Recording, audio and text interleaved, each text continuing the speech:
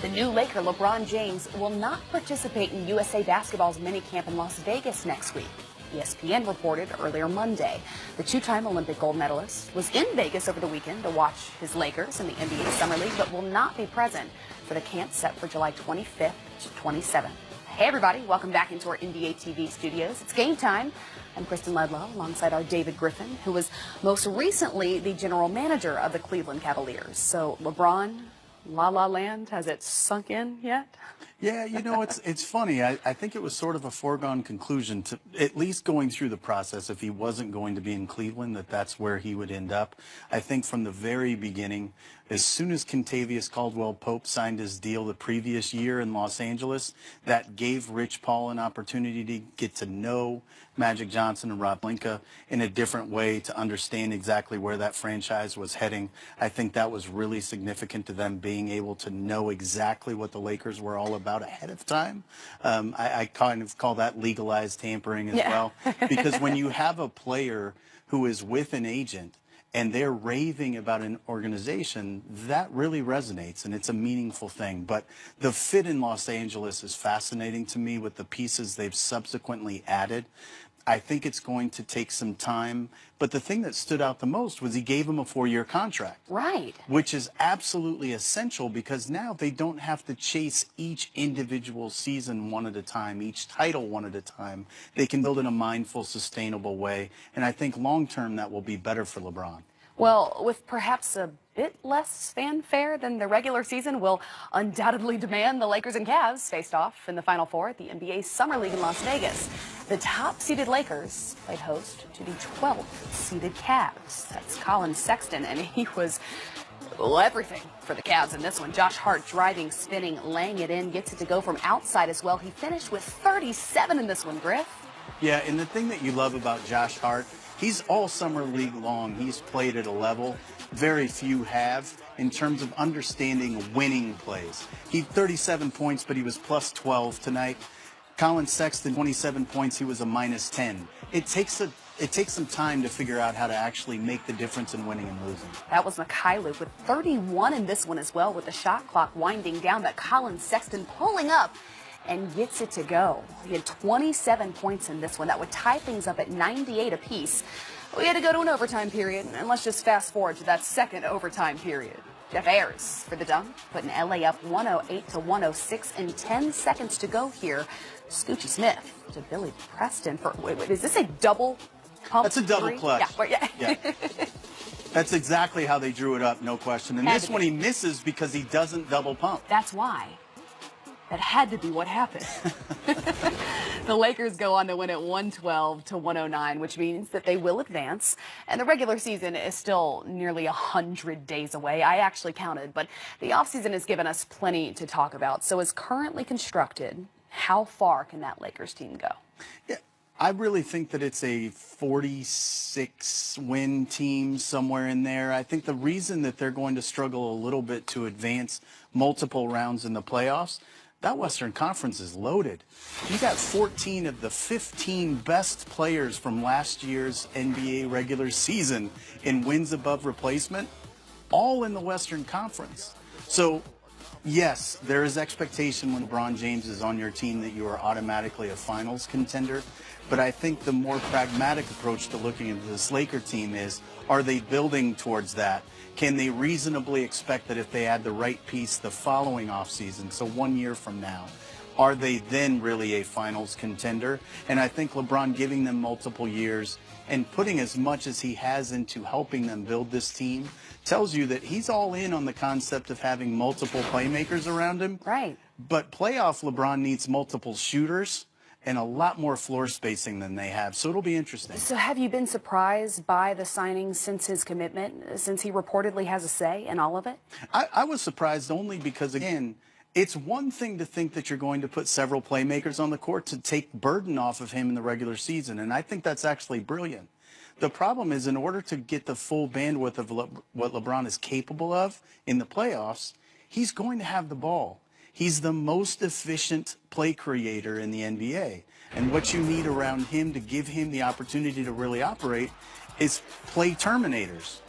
And they've got a multitude of play creators that are not floor spacing shooters. So it'll be really interesting to see how that all kind of coalesces. I think Brandon Ingram's going to need to take a quantum leap forward for that team to be special good, because he has the kind of skill set that can really fit with LeBron very well. He's just got to grow into his body and get a little more comfortable with contact. Well, last season's Lakers were 11th in the Western Conference with 35 total wins. And on average, LeBron-led teams get 16 wins better the season that he arrives than they were the previous season. So if that number remains true, that would put the Lakers in third in the Western Conference with 51 total wins. Meanwhile, the Cavaliers finished fourth in the Eastern Conference with 50 wins last season and went on to the NBA Finals. I see you have a point here. So the thing that numbers can say anything you want them to, right? Which is what I'm trying to get at. Yeah. I'm trying to force you into saying what I... So, I mean, I think realistically, sure, he's on average gone up 16 wins because he was doing it in the Eastern Conference. And each year, it's been a historically bad Eastern Conference relative to its ability to put a finals contender forward that's supposed to win. When we won the championship, it was a complete upset in the way that we did it. But I think when Miami won their titles, maybe that was something that was expected. But again, the Eastern Conference is nothing like the Western Conference gauntlet relative to a regular season, and that's where your wins are coming from. Are the Cavaliers then still a playoff team in the East without him? I think that one's going to really come down to whether or not come trade deadline they decide they want to be a playoff team. I think they certainly have the makings of a team that could be. I think Kevin Love is going to be very similar to what he was in Minnesota, but now he understands what it takes to win at a really high level. Kevin is a much better winner today than he ever was, and he credits LeBron for a great deal of that. You saw when LeBron left, Kevin was more than willing to show love to LeBron. Pun intended. Oh my goodness, I did not do that on purpose. But he was more than willing to share with Kevin or with LeBron and with everybody else how important he had been for Kevin. So I think you're getting the best version of Kevin Love there's ever been. They know how to run through him. He led the Cavs in 15-point first quarters during the time that he and LeBron were together. And what would happen is very often you would just go away from him, because LeBron or Kyrie, when he was there, had it rolling. Right. Now they're going to need to go through Kevin. I think Colin Sexton has been very, very good in Summer League. Playing a role he's going to need to play with the varsity. So that's important because he's been a ball-dominant play creator. He's been a competitive warrior. He's been the kind of guy that wins games for you. I like a little bit of what they have going on. I just think it's really going to depend on whether or not they choose to augment the group or choose to protect their pick that they have going out if it's 10 or worse. Well, or 10 or later. Later, yes, right. And it doesn't necessarily mean worse, right? Not always. But the Summer League Not final... if you get Donovan Mitchell. That's right. At 13? Are you kidding me? Well, the Final Four continued in Vegas. The second-seeded Blazers taking on the 27th-seeded Grizzlies. Tournament play, by the way, began with 30 total teams. That was Archie Goodwin, Summer League's all-time leading scorer. Now, earlier on Monday, Mark Stein of the New York Times reported the Philadelphia 76ers had been denied in their attempt to hire away Houston's general manager Daryl Morey as their new GM. Stein reported Morey couldn't be lured away from the Rockets. Morey has been with the team since 2006 and was named GM in 2007. So speaking of the Rockets, after the break, the free agent fever continues on GameTime with notable names still available. Then what's next for Clint Capela? There are notable names still remaining on this offseason's free agent list. Clint Capela, Marcus Smart, and Rodney Hood are all restricted free agents, while Dwayne Wade and Jamal Crawford are unrestricted. Capela reportedly turned down a 5-year, $85 million contract offer from Houston last week, and he's seeking a contract in the $100 million range. Because he is restricted, the Rockets are able to match any offer sheet he receives from another team. So at this point, what's taking so long, and are the Rockets still the right fit for Clint? Well, I think they're definitely the right fit, and I think Marcus and Clint have both suffered from the fact that there was so little cap space available and so few suitors that really could have put a big offer on the table. But for different reasons, teams haven't done that. In the Clint Capela situation, Houston really has to have him and would really almost be forced to match any offer for him, especially given that they've lost Bamute and Trevor Ariza. He's really a one-man wrecking ball defensively for them. They're switch happy. He's one of the best bigs in the league, maybe the very best at switching out on the wings and protecting the rim. His ability to give them vertical spacing is critical to everything they do. And because there's so much cap space next year, I understand why Clint is going to be very judicious in signing a deal, because he could very possibly get a full max deal next year. So he doesn't have a lot of incentive to sign a below market deal now. Marcus Smart's a little different situation. Marcus is a guy who, because he is greater than the sum of his parts as a winner, that's really his skill set. Only the best teams truly benefit from what Marcus Smart is. If you're going to benefit from the full bandwidth of this guy, you need to be playing for something meaningful. You need to be playing meaningful playoff games, because his ability to dominate a fourth quarter when it matters the most, he's almost like a throwback to when Manu was a young player. He plays his biggest and best moments in the biggest moments of a game.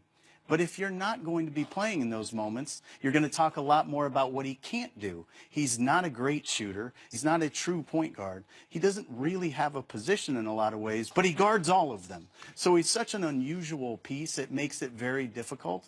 It's very similar to what we went through with Matthew Dellavedova when he was restricted. Super valuable to us. We knew he wasn't going to get a really large offer, and you hope that you can find a common ground where you can sign him to a long-term deal, because if Boston is in the same situation that Houston will be, and they're going into a space environment where they're competing for Marcus Smart, could be very difficult to keep him moving forward. And Smart could also accept the team's $6.1 million qualifying offer and then become an unrestricted free agent next summer. Meanwhile, Jimmy Butler has turned down a 4-year extension with the Minnesota Timberwolves, reportedly worth $100 million. Now, it's not the first time that Butler has gambled on himself. He did the same prior to the 2014-15 season, turning down a 4-year deal worth close to $44 million. It paid off. As you may remember, he went on to win the NBA's Most Improved Player award the following season and signed a max extension worth more than $90 million, not just $90. It More was a few than 90. extra than 90. I would have signed that. He turned down an awful lot of money. But next season's free agency class is also star-studded. Jimmy is set to be joined by Kevin Durant, Kawhi Leonard, Kyrie Irving, Klay Thompson. How, though, Griff, is this offseason's free agency affecting next year's class? Well, because that class is so star-laden and because there is so much cap space, you could have as many as 20, 21 teams with the ability to create maximum cap space. And some teams have been very mindful and judicious and could create 2 max cap spots. The Clippers being one of them, Brooklyn being another. They've done a really good job of planning for that crop and for that class. So because of that, there's going to be a lot of things that have happened. One, free agents aren't getting paid this summer because people are keeping their powder dry to some degree. The other thing that may happen is you may see that tax teams have a very difficult time finding a home for future money to get away from it, because nobody wants to tie up that cap space because it is a coveted free agent class. So do you think then the landscape of the league will look entirely different, similar to this offseason? Well, I certainly think Kawhi, Kyrie, I think to a lesser degree Jimmy Butler, those are all guys that you can look at and think might be looking at potentially teaming up somewhere. And USA Basketball, which starts their training camp July 25th, is a really meaningful period of time for every team hoping to land star free agents, because this is where legalized tampering takes place. And if you're going to, A, know that Kawhi Leonard is healthy, you're going to see him there. And B, if you're going to have your stars start to build what they hope is their future together, you need to have the template of cap space for them to do it. So it's really meaningful if you're sitting there on max cap space for 2 players right now, because you go into that Team USA training camp with the ability to sort of cajole people in that direction. Cajole, there's your word of the day. So after the break, the rookie we're still talking about, despite having not seen him make his professional debut, get to know Luka Doncic next. He's good. Our David Aldridge provides the morning tip. Submit your questions and he'll answer them. not all of them, but the reasonable ones, on NBA.com. So we've gotten to know this season's rookie class, from draft night to making their professional debuts in the NBA Summer League, but we've seen all but one actually play. So who is Luka Doncic? He's more than the international sensation who has bet on himself to become an NBA All-Star and date Jennifer Aniston. Watch. Luka Doncic, Slovenian sensation. And Doncic is on fire from three. We've never seen a prospect at his age accomplish what he has. It's an amazing city, you know. It's always sunny and good weather, and nice people, nice places, so it's very nice to be here.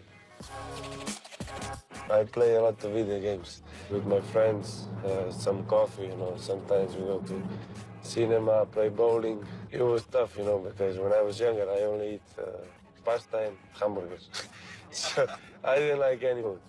But now I'm okay. Come on, it's amazing, yeah. Now I'm okay. I just like Tiger. So maybe if we go to the United States, I will buy it. Like Mike Tyson.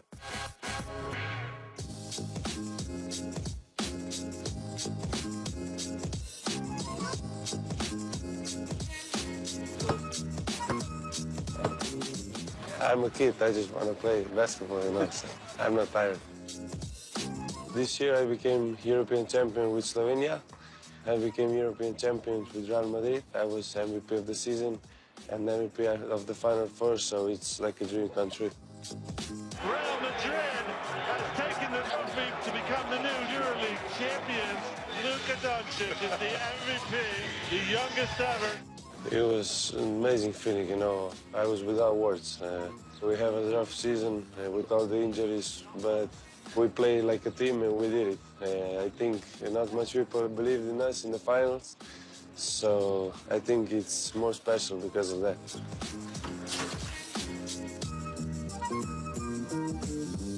He was always playing with the ball, but I was never thinking so much about this because for me it was only important that he's happy. To move to Madrid, to everything new, so it was hard. I know a lot of people told me, you're too young to go, so, but I didn't want to listen to them, I want to listen to me. First I said, oh my God, this is too early because he was 13 years old, he was really a kid. And then he said to me, Mom, I want to try. And Mama was very important, you know, to be here with me. Everything new, you need to have a person to stay with you, to help you. If you go away from home with 13 years old, you become very mature. So this helped him to develop in basketball too, of course.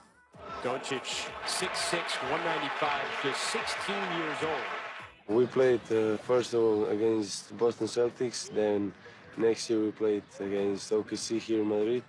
I was 16 years old playing against some of the best players in the world, Russell Westbrook, so I was, you know, a little bit scared. It was just amazing to be on the court with them. Doncic, youngest ever to play for Real Madrid. The NBA is the best league in the world, you know, you have amazing players, amazing coaches. It's just another world, you know. Of course it's exciting. To play against these players or with them will be amazing. My favorite is LeBron, the way he rebounds, passes, scores. He can play a lot of positions. I can play a lot of positions, but to be like LeBron, I'll need to work much harder. You can improve everything. Every time, every day you can improve, but especially my physical condition and my shot. Doncic up top. Oh, my Lord. Are you kidding me? I mean, I know there is pressure, you know, but I think I show that when I go on the court, I don't have any pressure. I always say when I get on the court, I forget about everything, just play basketball. I'm really, really happy and proud of him, especially because he's a great person and also a great basketball player.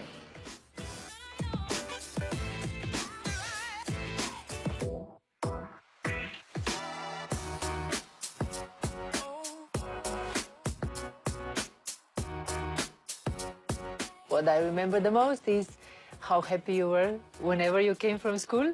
One practice was never enough for you, so you wanted to practice with your group, older group, and maybe some other more. What are you the most excited for the summer? I mean, I'm excited to see the United States, to train there. That means how you love the basketball. Yeah. I mean, the most thing I would miss is the whole Real Madrid, you know. The people they have, they're just amazing, you know. They gave me everything when I was 13. They took care of me. They treat me like a family here, so I will miss them a lot. Everything is new. It's exciting, and I'm very happy to be in this position. The youngster smells it out. Oh, no, he didn't. My Lord. Look at Luka.